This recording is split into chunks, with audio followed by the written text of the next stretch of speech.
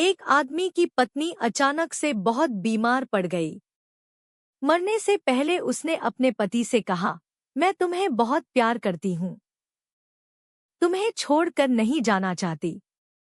मैं नहीं चाहती कि मेरे जाने के बाद तुम मुझे भुला दो और किसी दूसरी औरत से शादी करो। वादा करो कि मेरे मरने के बाद तुम किसी और से प्रेम नहीं करोगे, वरना मेरी आत्मा तुम्हें चैन से जीने नहीं देगी। पत्नी का भूत और इतना कहकर वो चल बसी।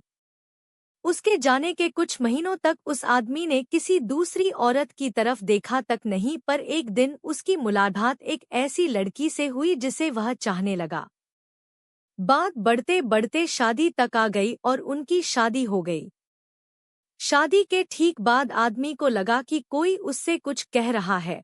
मुड़कर देखा तो वो उसकी पहली पत्नी की आत्मा थी। आत्मा बोली, तुमने अपना वादा तोड़ा है, अब मैं हर रोज तुम्हें परेशान करने आऊंगी। और इतना कहकर वो गायब हो गई। आदमी घबरा गया, उसे रात भर नींद नहीं आई। अगले दिन भी रात को उसे वही आवाज सुनाई दी, मैं तुम्हें चैन से नहीं जीने दूंगी। मैं जानती हूँ कि आज तुमने अपनी नई पत्नी से क्या क्या बातें की।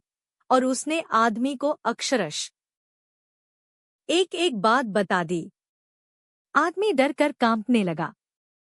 अगले दिन वह शहर से बहुत दूर एक ज़ेन मास्टर के पास गया और सारी बात बता दी। मास्टर बोले, ये प्रेत बहुत चालाक है। बिल्कुल है, तभी तो मेरी एक एक बात उसे पता होती है। आदमी घबराते हुए बोला। मास्टर बोले, कोई बात नहीं, मेरे पास इसका भी इलाज है। इस बार जब तुम्हारी पत्नी का भूत आए तो मैं जैसा कहता हूँ तुम ठीक वैसा ही करना। उस रात जब आत्मा वापस आई तो आदमी बोला, तुम इतनी चालाक हो, मैं तुमसे कुछ भी नहीं छिपा सकता। और जैसा कि तुम चाहती हो मैं अपनी पत्नी को छोड़ने के लिए भी तैयार हूँ, पर उसके लिए तुम्हें एक प्रश्न का उत्तर देना होगा। और अगर तुम उत्तर न दे पाई तो तुम्हें हमेशा हमेशा के लिए मेरा पीछा छोड़ना होगा। पत्नी का भूत बोला, मंजूर है, पूछो अपना प्रश्न। आदमी ने फौरन जमीन पर पड़े बहुत सारे छोटे छोटे कंकड़ अपनी मुट्ठी में भर लिए और बोला, बताओ मेरी मुट्ठी में कितने कंकड़ हैं। और ठीक उसी समय भूत गायब हो गया। कुछ हफ्तों बाद वो एक बार फिर से ज़ेन मास्टर के पास उनका शुक्रिया अदा करने पहुंचा। मास्टर, उस भूत से मेरा पीछा छुड़ाने के लिए मैं जीवन भर आपका आभारी रहूंगा। आदमी बोला, पर मैं ये नहीं समझ पाया कि आखिर उस प्रश्न में ऐसा क्या था कि एक झटके में ही भूत गायब हो गया। मास्टर बोले, बेटा, दरअसल कोई भूत था ही नहीं। मतलब? आदमी आश्चर्य से बोला।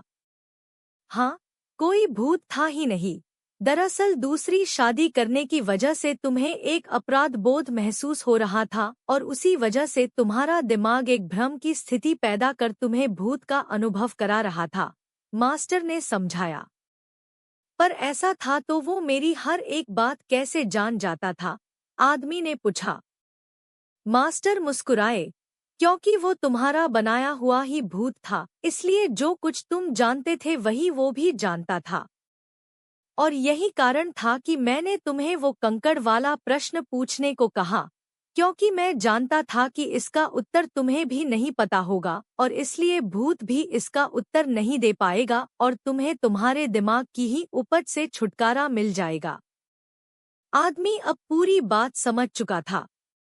उसने एक बार फिर मास्टर को धन्यवाद किया और अपने घर लौट गया। कई बार हमारे मन में भी किसी पुरानी बात को लेकर एक गिल्ट फीलिंग रह जाती है। कहानी में भूत का आना उसी तरह की फीलिंग का एक एक्सट्रीम फॉर्म है। पर अधिकतर मामलों में हम किसी पुरानी घटना को याद कर अफसोस करते हैं और कभी-कभार खुद पर क्रोधित भी हो जाते हैं। ऐसा बार बार करना गलत है।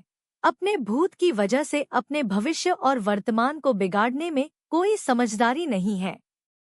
इसलिए अगर आप भी किसी पुरानी घटना की वजह से अपराध बोध महसूस करते हैं तो ऐसा ना करें। गलतियां करना मनुष्य का स्वभाव है। सभी करते हैं। आपसे भी हुई तो कोई बात नहीं, उस घटना को पीछे छोड़ें और अपने जीवन को सार्थक बनाने की दिशा में काम करें। पर क्या भूत सच में होते हैं? यह एक ऐसी बहस है जो सदियों से चली आ रही है। जहां करोड़ों लोग मानते हैं कि भूत सच में होते हैं, वहीं बहुत से लोग ऐसे भी हैं जो भूत या आत्माओं के अस्तित्व को लेकर सहमत नहीं हैं। खैर, जो भी हो, अक्सर हमें भूतों से जुड़ी कुछ घटनाओं का जिक्र सुनने को मिल ही जाता है, और अगर बताने वाले की माने तो ये घटनाएं सच्ची होती हैं। तो आइए हम ऐसी ही कुछ सच्ची भूतिया कहानियों के बारे में जानते हैं।